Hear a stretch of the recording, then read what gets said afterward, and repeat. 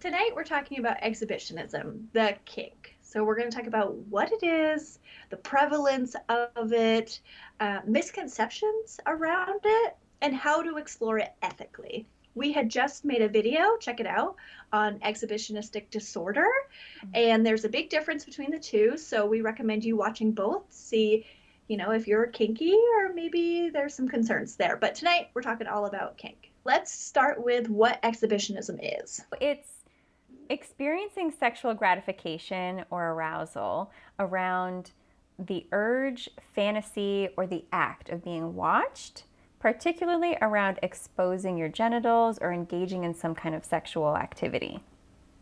With consenting people.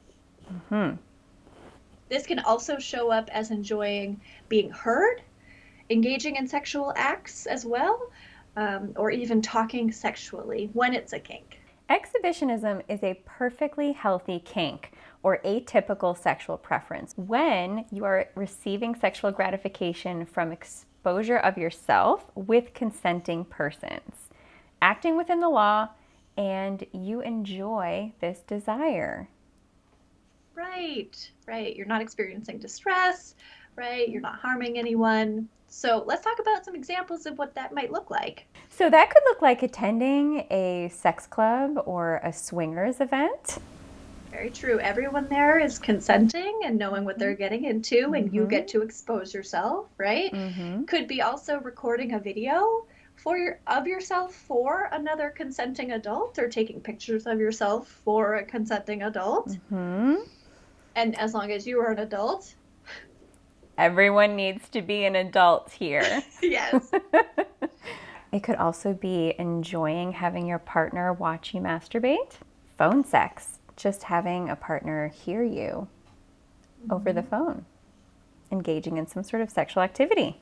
Fantasizing about or engaging in sex work that you've created and displayed for others is another manifestation of exhibitionism.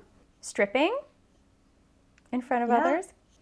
Attending a nude beach, a legal one. How common is this exhibitionism kink? One study found that 82% of people fantasize about exhibitionism. So it actually is really common.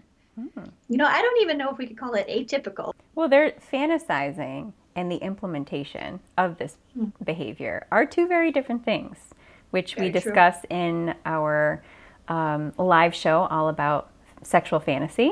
Do you want to learn a little bit more about that? Although it's really common, there are also a lot of misconceptions about exhibitionists, so the people who engage in exhibitionism, that we should cover and we should squash. The first misconception is that exhibitionists, they love being watched and consent to being watched by anybody.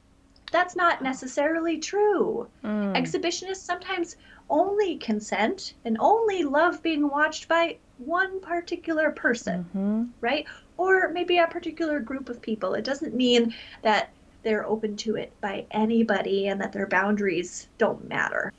Another misconception is that exhibitionists have no boundaries. It's quite often the opposite, that they have boundaries and they're not comfortable with being fully exposed. Maybe they only enjoy parts of themselves being exposed, or only exposing themselves when engaging in certain activities. Right, sometimes, not all of the time. And another one, which is kind of cruel, is that they're vain, right? Because they like being watched and exposed, right? But many actually struggle with body image and self-image, self-esteem. And this is a way that helps them with that. People will think that all submissives, so all individuals that like to submit to their partner, are exhibitionists, that they want to be exposed to their partner. Or some think all dominants are exhibitionists and they want to be exposed because that's powerful. And neither are true. There can be power in being watched and there can be power in doing the watching. So we shouldn't put it in a box of all subs or all dominants. And so if you want to learn more about what that even means, subs and doms, if you don't know, check out our BDSM video.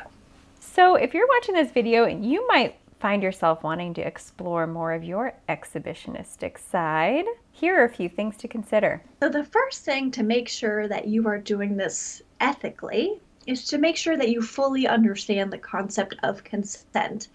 Even, adults who have been practicing sexual acts for a long time may not fully understand the concept. So, know like what it is, who can give it, when, what that looks like. And we go in depth in this in our BDSM stream. So if you want to learn more about consent, check that out. Also, I think taking into consideration what is legal. You might have two consenting adults, two or more consenting individuals, but exposing yourself in public, for example, in the US is illegal. Consider that as a way to make sure that your behavior is ethical. Our next tip is to employ fantasy first and foremost, right? Like if you're interested in this, start exploring this through fantasy first. Yeah, start slow, baby steps. You don't have to like sign up to attend a sex club like at your as your first exposure, pun intended, to exhibitionism.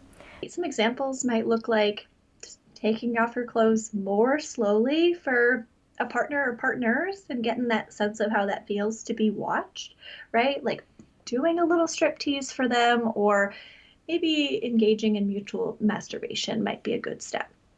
We hope that this video helped you learn more about exhibitionism as a kink. If you hear this and you want to learn more about exhibitionism from a disordered standpoint, check out our other video on exhibitionistic disorder.